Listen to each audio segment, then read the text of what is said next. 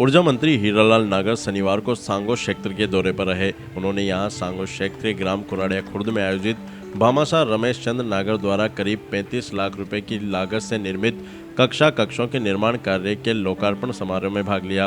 Bharatiya Janata party के सांगो देहात मंडल अध्यक्ष मुरारी मेहता ने बताया कि मंत्री नागर शनिवार को सायं 4 बजे राजकीय उच्च माध्यमिक विद्यालय कुराड़िया खुर्द में आयोजित लोकार्पण समारोह में पहुंचे। इस दौरान भामाशाह रमेश चंद्र नागर द्वारा निर्मित कक्षों के निर्माण कार्य का लोकार्पण किया गया। भामाशाह सेवानिवृत्त अध्यापक रमेश चंद्र नागर पूर्व में भी करोड़ों रुपए लोगों की सुविधा के लिए सरकारी निर्माण कार्य में दे चुके हैं। समारोह को संबोधित करते हुए ऊर्जा मंत्री ने कहा कि भामाशाह रमेश चंद्र नागर ने अपनी सरकारी सेवा की सारी तनख्वाह सहित पेंशन की राशि भी जन कल्याण के कार्यों में दान कर दी। अन्य शिक्षकों को भी इससे प्रेरणा लेते हुए पूरी तो नहीं, लेकिन जहां पर वह कार्यरत हैं वहां के विद्यालय में उन्हें जिन व्यवस्थाओं में सुधार की जरूरत लगती है तो उनके अनुरूप कुछ दान जरूर करना चाहिए, जिससे वहां के ग्रामीण भी प्रेरित हो और वह भी इसमें सहभागिता निभाते हुए भामाशाह के रूप में आगे आए। ऊर्जा मंत्री हीरालाल नागर ने कहा कि साफ नियत से कार्य प्रारंभ किया जाए तो लोगों का सहयोग भी मिलता है।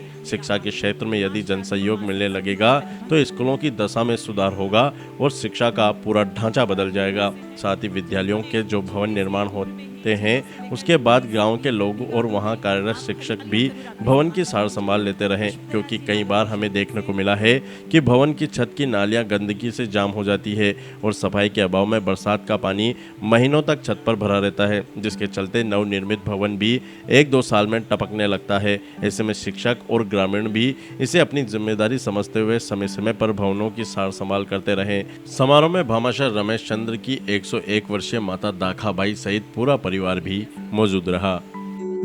बनाई और इतिहास के पन्नों में स्वर्णिम अध्याय लिख दिया। 4 भाई 3 बहनों के बीच से जुड़े हैं। भारत की माटी किसान परिवार रामपुरा झोपड़िया से बीजारोपण जहां हुआ आपका शिक्षा, प्रारंभिक शिक्षा से शिक्षा, किताबें, जूते का थैला मटकी में रखकर उजाड़ नदी को पार कर हौसलों के साथ आपने हायर सेकेंडरी पास करी। उच्च शिक्षा कोटा से और उसके पश्चात आप खेती में लग गए और ख्वाबों को सच करने की जिद को आप रोक नहीं पाए। आपने बीएड की डिग्री उज्जैन से टॉपर रह करके आपने प्राप्त की।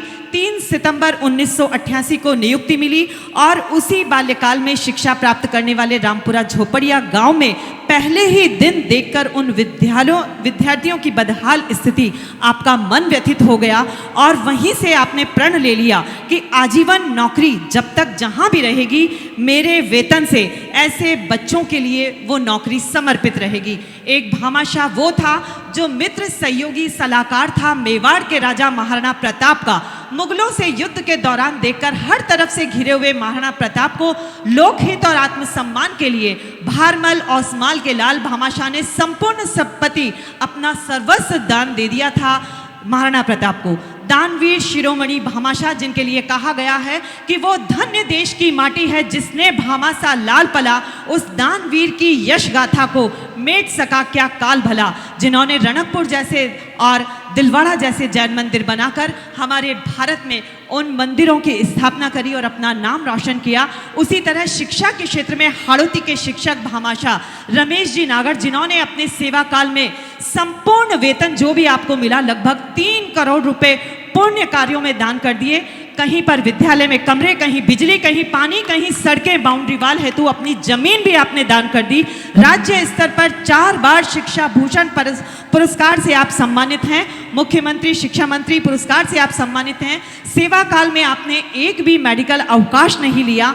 एकमात्र शिक्षक हैं जो ग्राम स्तर पर, तहसील स्तर पर, जिला स्तर पर सीएलजी के सदस्य हैं और इसीलिए कहा गया है कि प्रेम से बड़ा कोई धर्म नहीं होता, प्रेम से बड़ा कोई धर्म नहीं होता और दान से बड़ा कोई कर्म नहीं होता, दान से बड़ा कोई कर्म नहीं होता। तो ऐसे ही दानवीर भामाशाह को मैं आमंत्रित कर रही हूँ मंच पर हमारे अतिथियों के स्वागत उद्बोधन के लिए और आप सभी के उद्बोधन के लिए। मेरा जहाँ भी रहा वहाँ अपना काम करता रहा और अंतिम मेरा विद्यालय था खजूरी ओतपुर। तो खजूरी ओतपुर में लगभग मैंने 25 लाख डोनेट किए और यहाँ पुरुषोत्तम जी मेघवाल CBO साहब बैठे हुए हैं, ये विद्यालय को खूब देखने आते थे।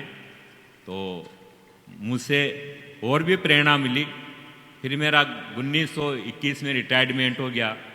गांव में आया तो गांव वालों ने कहा आपने सब जगह किया है, पर गांव में विद्यालय छोटा सा हो गया, तो फिर मैंने इस विद्यालय को बनवाने का प्रण लिया।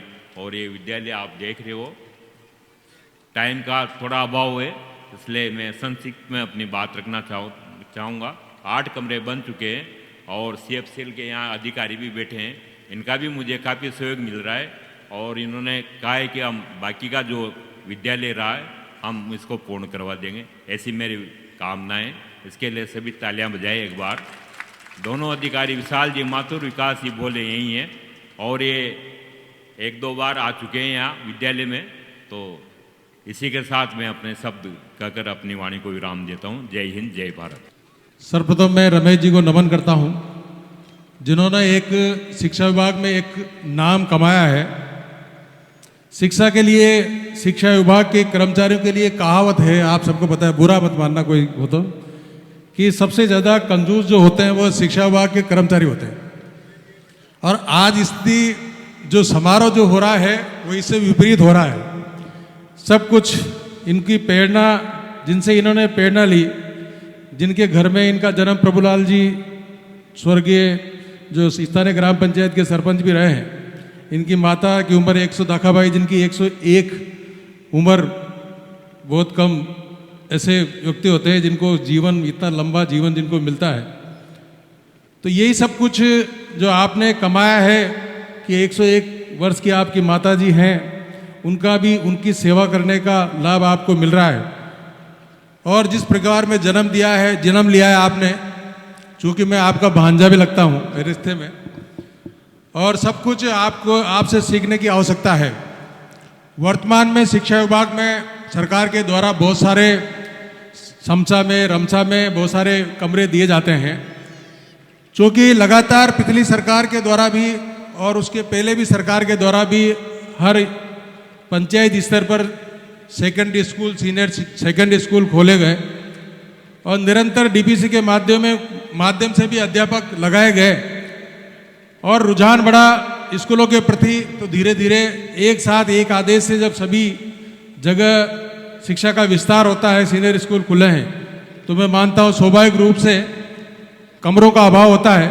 पर धीरे धीरे इस प्रकार के भामाशाहों के द्वारा कमरे देने के बावजूद भी आज ऐसी स्थिति है कि एक ही जगह हम स्कूल नहीं चला सकते। अभी जो आदरणीय मंत्री जी को जो रमेश जी बता रहे थे कि वर्तमान की स्थिति ऐसे, पुराने भवन में भी कुछ मिडिल स्कूल चाहे प्रारंभिक स्कूल के बच्चों को वहाँ पढ़ाना पड़ेगा और बाकी बच्चे जो हैं 8th से लेके और सीनियर तक यहाँ पढ़ेंगे। तो मेरा कहना ये है, इतना सब कुछ संसाधन के बावजूद भी आज के वर्तमान के समय में कमी है। और मैं मानता हूँ कि जो शाला का जो प्रिंसिपल होता है और शाला के सब लोगों से निरंतर जो शाला की स्थायी समिति बनी हुई होती है, भामाशाह और दानदाताओं को प्रोत्साहन करने की आवश्यकता है, उनको जागरूक करने की आवश्यकता है। वर्तमान में किसी भी भवन हो या किसी भी कार्यक्रम के लिए राशि एकत्रित करने में कोई ज़्यादा दिक्कत नहीं होती है। चाहिए उनको प्रोत्साहन करने की, उनको उसके लिए प्रेरित करने की आवश्यकता होती है। और इसी प्रेरणा के रूप में इस प्रकार के शिक्षक निश्चित रूप से रमेश जी से शिक्षा लेकर और आगे आएंगे। क्योंकि हम कितने लोग आते हैं, दुनिया में चले जाते हैं, पर जाने के बाद यदि कुछ करके गुजरता है आदमी तो उसको बाद में कुछ कोई याद करता है। आप सबको बताए नहीं तो अंतिम कितने आ गए और चले गए, कोई किसी को पूछने वाला नहीं है। पर मैं मानता हूँ कि हमेशा रमेश जी का नाम इस राजस्थान में हमेशा रहेगा और शिक्षा विभाग में हमेशा रहेगा। यह बड़े गौरव की बात है और इससे बड़ा सम्मान मैं मानता हो नहीं सकता। कितना कुछ करो, रमेश जी को पूरा राजस्थान याद करेगा। मैं मेरी तरफ से पुनः आपको आभार व्यक्त करता हूँ, धन्यवाद देता हूँ। राजस्थान सरकार स्वतंत्र प्रभार, छोटा सा परिचय जो मैंने आपका पढ़ा, उस परिचय को मैं आप सभी के समक्ष रखना चाहूंगी। मकर संक्रांति के दिन 14 जनवरी को छोटे से गांव 12 के अंताना में एक सूर्य उदय हुआ, जो अपने तेज, ओजस और पूरी ऊर्जा के साथ दीप्तिमान कर राजस्थान के उज्जवल भविष्य को प्रज्वलित कर रहा है। शुभ कार्यों की शुरुआत वाले दिन आपका जन्म होना परिवार, समाज और राष्ट्र को अपनी प्रखरता से पूर्ण व्यक्तित्व को दर्शाता है। माननीय ऊर्जा मंत्री राजस्थान सरकार हीरालाल जी नागर साहब उद्बोधन के लिए सादर आमंत्रित कर रही हूँ। एक बार जोरदार तालियां उनके सम्मान में। आज हम सभी इस कुराड़िया गांव में इस स्कूल का जो निर्माण हुआ है उसके कमरों का, और उसका आज लोकार्पण है। आप सभी हमारे देश में पिछले दिनों जो आतंकवादी घटना हुई है और उसमें हमारे देश के ऐसे विभिन्न क्षेत्रों के जो 27 हमारे नागरिक उस आतंकवादी घटना का शिकार हुए हैं, और आज हमारे केंद्र सरकार ने विश्व ईसाई धर्म गुरु आदरणीय पोप फ्रांसिस के देहांत के कारण आज राष्ट्रीय शोक भी घोषित किया है।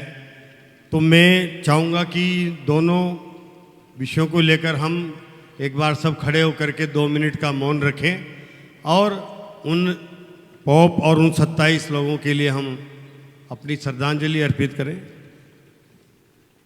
कई हमारे यहाँ से सम्मानित होने वाले लोगों को भी स्मृति चिन्ह देना था, कुछ सम्मान करना था, परंतु आज राष्ट्रीय शोक की वजह से हमने ये कार्यक्रम को विराम दिया है। आज नहीं करने जा रहे हैं। एक सादगीपूर्ण तरीके से अपन ये जो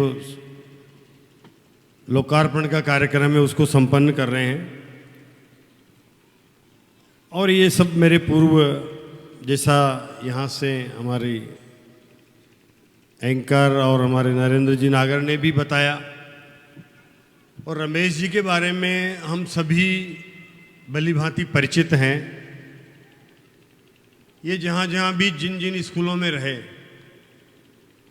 वहाँ हर स्कूल में जहाँ भी जाते थे निश्चित रूप से उस स्कूल को जीर्णोद्धार का एक बीड़ा उठाते थे, और ये उसी स्वयं अपना समर्पण तो करते ही थे, ये प्रयास भी करते थे कि उस गांव से भी कुछ समर्पण हो जाए। तो इनको देख करके ऐसे कोई गांव में जहाँ जहाँ रहे वहाँ पर लोगों ने भी अपने अंशदान के रूप में वहाँ सहयोग किया।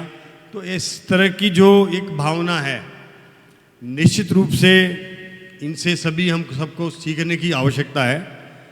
और हमारे कार्यक्रम में नरेंद्र जी नागर जो राष्ट्रीय अध्यक्ष भी हैं, हमारे पूर्व में खानपुर से विधायक भी रहे हैं और राजस्थान सरकार में संसदीय सचिव भी रहे हैं, ऐसे इस कार्यक्रम की अध्यक्षता कर रहे हैं।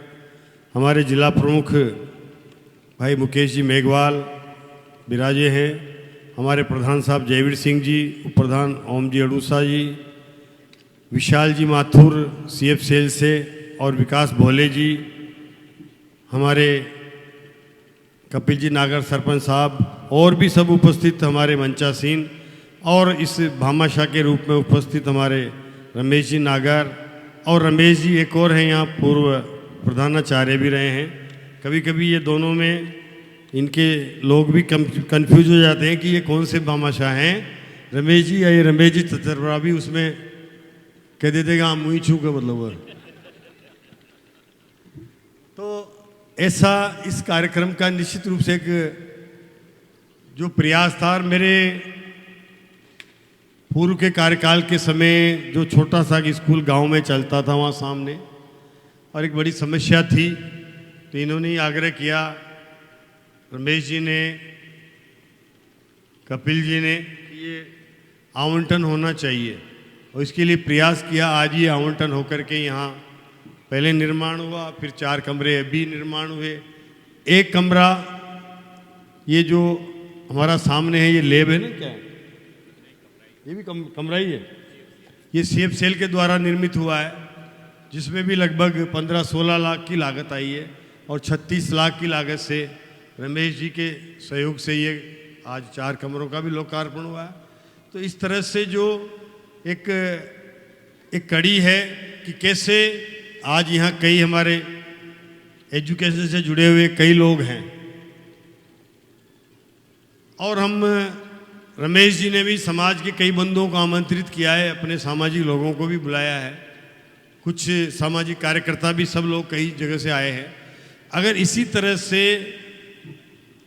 इसी तरह का प्रयास हर स्कूल में वहाँ रहने वाले शिक्षक इन रमेश जी से अगर कुछ सीख लेकर के और प्रयास करें तो मैं ये नहीं कहूँगा कि अपना पूरा ही वेतन उसमें लगा दें। इन्होंने तो अपना पूरा जीवन का वेतन भी लगाया है, पेंशन भी लगा दी, लेकिन कुछ अंशदान हम अगर शिक्षक वहाँ करते हैं तो उनसे प्रेरणा लेकर के गांव वाले उनके साथ आ सकते हैं। और कई ऐसी स्कूलों में छोटी छोटी जो समस्याएं रहती है, वो चाहे वहाँ की हमारी स्थानीय समिति हो, शिक्षा शाला विकास समिति हो और वहाँ के शिक्षक हों, ये सब मिलकर के इनके साथ साथ फिर गांव के भामाशाह आगे आते हैं। और मैंने एक चीज़ देखी है कि हम किसी काम का अगर बीड़ा उठाएं और हमारी नीयत साफ है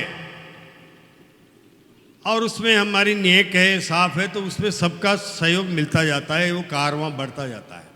इस तरह से हर गांव में एक एक शिक्षक लोग अपने साथ जोड़ करके और उन गाँव वालों का सहयोग लेते हुए अगर अच्छे से अच्छी शालाओं का प्रयास करेंगे तो निश्चित रूप से इनकी दशा सुधर भी सकती है। अभी आज मैं कहूँगा कि कई हमारे स्कूल ऐसे हैं जिनको 30-30, 40-40 साल, 20-20 साल बने हुए हो गए। अब उनको जीर्णोद्धार की ज़रूरत है, या कई तो ऐसे हो गए हैं जो इस लायक नहीं है कि उनको पुनः जीर्णोद्धार करके और उनको वापस कोई नए स्वरूप में लाया जा सके। कई तो ऐसे हैं जिन्हें अनुपयोगी करके और गिराने की ज़रूरत है, क्योंकि वो रिस्की हो गए हैं। बच्चों की भी वहाँ पढ़ने में जो समस्या है, रिस्क होती है। तो ऐसे कई स्कूलों में समस्याएं हैं। तो इसके लिए हम गांव वालों को भी प्रयास करना चाहिए, सरकारी स्तर पर हम भी प्रयास करेंगे। लेकिन एक चीज़ मेरे को देखने को मिली है कि हमारे CF सेल से भी आप दोनों अधिकारी यहाँ हैं, आप लोग काफ़ी शालाओं में हमारा आपका योगदान रहता है वहाँ, लेकिन जनरली यहाँ रामसा समसा के भी लोग आए हुए होंगे, आए हैं क्या? हाँ,